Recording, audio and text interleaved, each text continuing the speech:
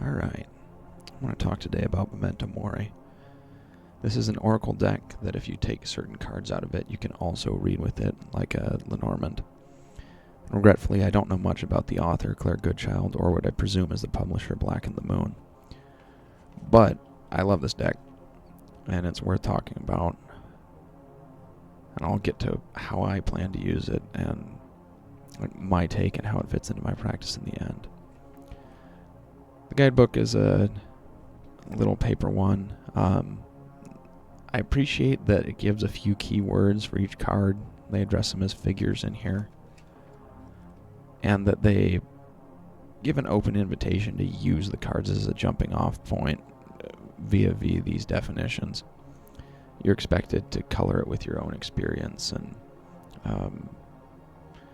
both from your life and from working with the cards. The appeal to me here is twofold.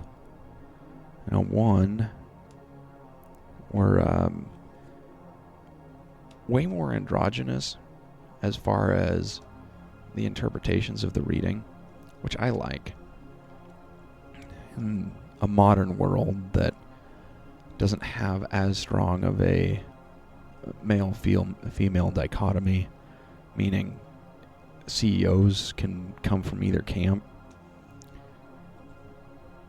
I'm not trying to get into a commentary on progressivism and conservatism here, but point being, there are a lot of polarized gendered concepts baked into like Rider-Waite-Smith, and it can be hard for people to relate across those lines. So the fact that most of these are items, not all of them, I find can help communicate the message more palpably.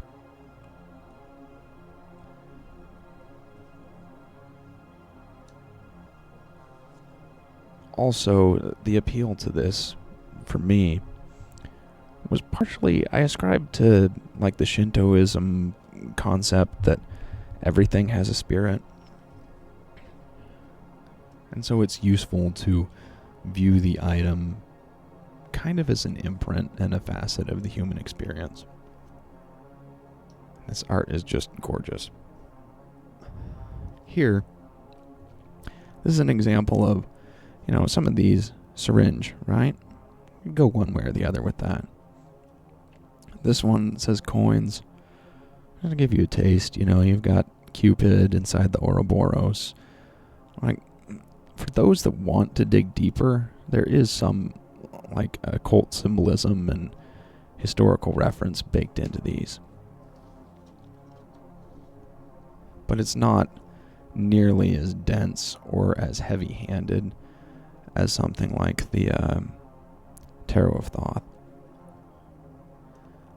I wouldn't necessarily go and say this is full minimalist,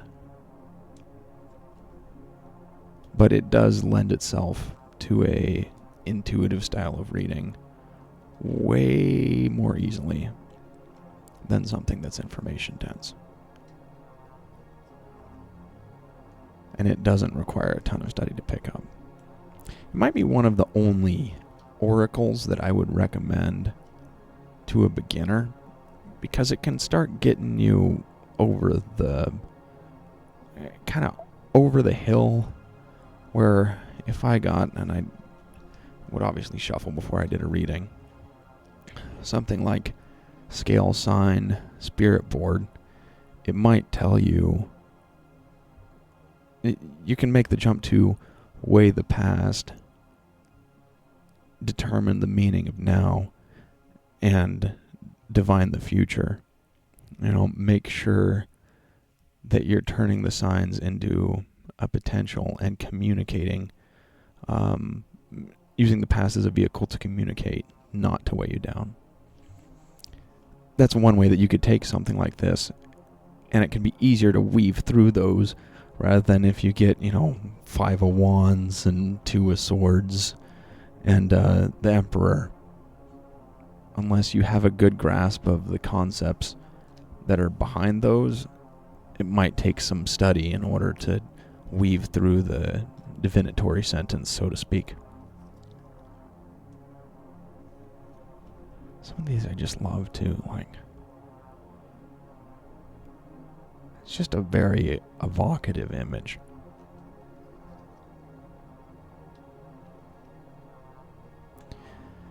As for how I plan to use these, I will probably directly integrate them into my Chaos Oracle. The whole deck. I contemplated keeping it together, but at least for now, my personal practice is to be one Tarot of Thoth and the Chaos Oracle for like the less serious stuff. Rats, Crossroads, like all definitely things you can dive into, but meanings very immediate.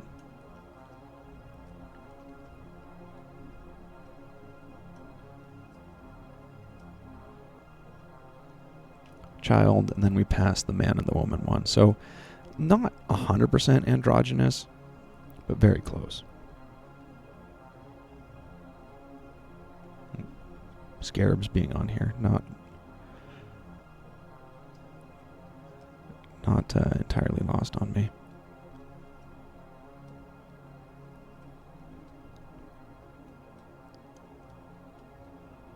And there's the first one. Went back to front on this one. Horseshoe all the way from Memento Mori. I hope that gives you an idea. I hope that gives you thoughts about how you might use this one. How many cards is it? My 58, yeah. 85, looks like. Big deck.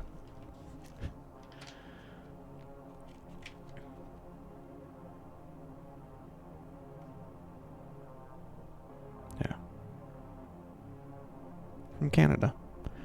One more nice thing that Canada's given the US in this particular case. Thank you for watching, y'all. For more, you know what to do.